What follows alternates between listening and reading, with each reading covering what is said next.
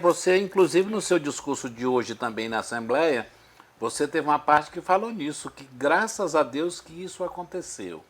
Eu não entendi muito, como você está dizendo, foi um livramento essa decisão, essa ruptura que houve com o governo?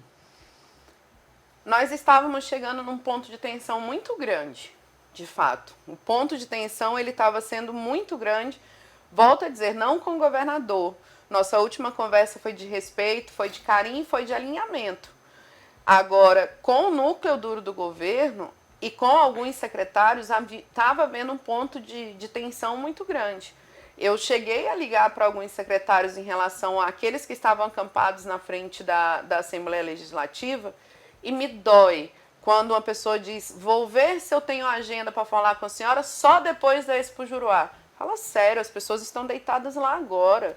E por que que no dia que foram conversar com os acampados na Assembleia, a senhora não estava presente e foi o Calixto quem representou o governo? Eu acho que é só porque era ele que estava aqui, né? Um dos poucos que estavam aqui, eu imagino, dessa articulação.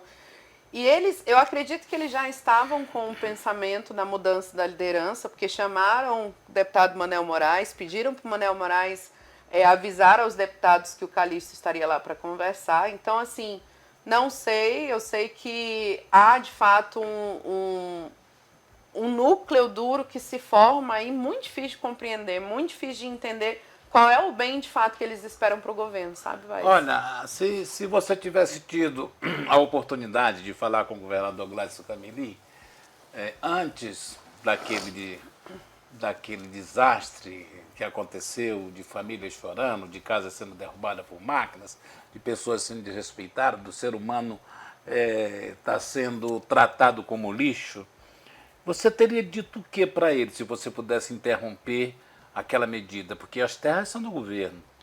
A mesma coisa que eu disse para um dos secretários que conversei com eles. Durante o meu recesso eu não tive férias. Eu fui até aquelas terras conversar com as pessoas, porque havia a narrativa de que havia um jogo político por trás. Então eu, como líder, eu fui lá conversar com as pessoas, de casa em casa. Conversei inclusive com uma mãe que tem uma filha paralítica, que disse, deputada, eu não acredito no aluguel social. Eu fui despejada do aluguel social. Então, quando você conversa com uma mãe que está morando numa casa de lona, porque ela foi despejada do aluguel social, tem algo errado na execução do programa, na execução da gestão. A gente está errando, e eu digo a gente porque eu fazia parte sendo líder do governo. Fui até os secretários, perguntei se não havia outra forma. Os secretários que você fala, nomina para mim, por favor. Geralmente, assim, eu converso muito com o Coronel Ricardo, que é da Secretaria de Planejamento, converso muito com o secretário Alisson, que é da Secretaria de Governo, e converso muito também com os Pedro, que é da Saúde, o Aberson, que é da Educação. Os que conversam contigo. Todos conversam, graças a Deus eles todos sempre me trataram com muito respeito. Mas são os que estão mais perto ali do planejamento e das tomadas de decisão. Agora, a gente sabe, e você como ex-líder do governo sabe muito mais do que eu só conto história do que vocês fazem, de que o Gladys geralmente toma uma decisão e dias depois ele muda a decisão. Neste caso, se ele voltar atrás com a questão das casas lá naquele loteamento, na Terra Prometida, que foi uma terra prometida e não cumprida, a emenda vai sair pior do que o soneto. Ele poderia ter evitado, já que, por exemplo, não se construiu uma casa, além da casinha do Papai Noel, ele poderia pelo menos ter dado aquele espaço porque as pessoas já construíram as suas casas lá. E foi desmontado simplesmente porque a Justiça atendeu uma solicitação, acho que da PGE, se eu não me engano, para que fosse desmontada aqueles acampamentos, aquelas residências.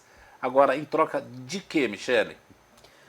É uma boa pergunta e foi a pergunta que eu fiz. Há formas e formas de fazer as coisas.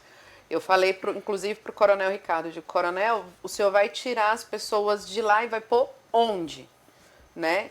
Então, já tem um plano? Já há um plano, vamos planejar, não precisa ser assim. A gente não precisa estar atrás de problema. Meu pai sempre me ensinou que a gente não puxa a cobra para os pés.